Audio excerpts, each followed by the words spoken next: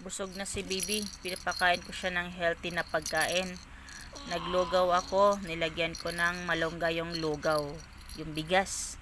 Para healthy naman. At bawal po lagyan ng asin. Ang baby, wala pa yung templa. Ayan, okay na siya, oh.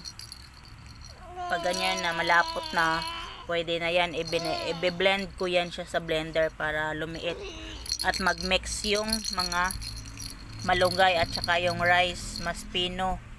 Pinapakain ko yung anak ko ng ganyan ng 8 months para healthy ang baby. Gayahin nyo na rin to para healthy si baby, no? Ayan na, ready na, kakain na si baby. Ayan na si baby, kumakain na ng healthy na pagkain, malunggay. Thank you for watching. Subscribe everyone. Follow my YouTube channel. Thank you.